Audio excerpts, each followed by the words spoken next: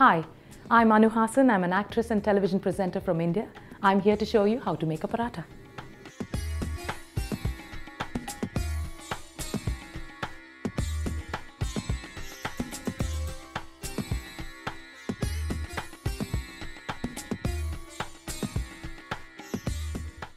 There are actually a number of variations of parathas.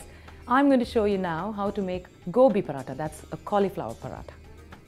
Take this flour in a big bowl, add water slowly, and as you add water, keep mixing it. Don't add water too fast because it'll just become gooey and a big mess. Just patiently add water, keep mixing it until it becomes more and more difficult for your hand to move around. And then you start kneading it into a dough. Add enough water so that you form a nice, solid, elastic ball of dough. Now set aside the dough, and we're going to now get the cauliflower ready. If you're going to take a long time, it's better to cover the dough with a damp cloth. But for the moment, we're going to be very quick, so let's go and see what we need to do to get the filling ready.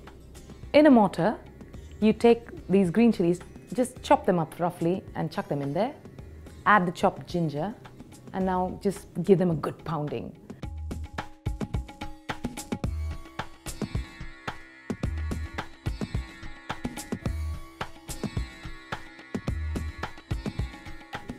Now you add the coriander leaves that should have been chopped. Give it a good mix. In another bowl, you have the grated cauliflower, just chuck that in that bowl. Add this mixture of chili, ginger and coriander, mix it around. And the mixture is ready. Actually, you need salt. Now the dangerous thing about salt is the moment you add salt to cauliflower, it starts releasing water. And if you have a watery filling, you're not going to be able to make the paratha. So keep the salt until it's just about time to start making the paratha. So your filling is almost ready. Now let's go back to the dough. Now break off about this much. Roll it into a nice round ball and flatten it between your palms. So you have a slight flat disc. Take it to the dry flour that you've got. Dust it on both sides. Don't forget to roll it like a disc because you want the flour to coat the edges as well.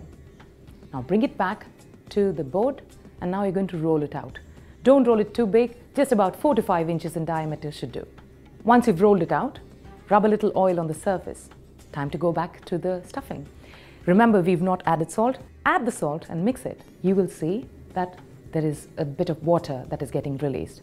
Pick up a handful of this mixture and give it a good squeeze. See, that gets rid of all the water that is there. Now take this mixture and place it in the middle. Now you're going to make something like a dim sum. Pick it up from this end, pick it up from the other. Now the opposite side and this side. Give it a squeeze, and now just close the gaps that are there.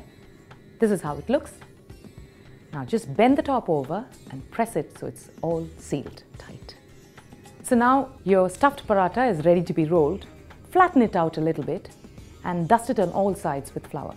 Bring it back to the board and start rolling it out gently. Remember to do it lightly. If you're going to put all your weight and roll, the stuffing is just going to spurt out and it's going to be a total mess. So just do it gently and lightly and keep rolling it until your paratha is about 2 millimeters thick. You don't want it too thin because it becomes overly crispy.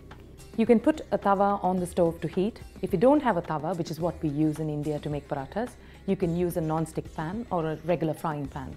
Now while that is heating, dust off the excess flour on the paratha like this. Gently does it. Chuck it onto the tawa. Let it cook on one side. When it's about half cooked, that's when you add the oil. Add a teaspoon of oil. Now actually you can do this with butter, but that's really for those who don't have to worry about health and fitness and weight, etc. So I use oil. Now flip it over to the other side. Another teaspoon of oil. Spread it around. Now let it cook. You will see that the brown becomes a bit more golden, darker golden brown on both sides. That's it, your paratha is ready.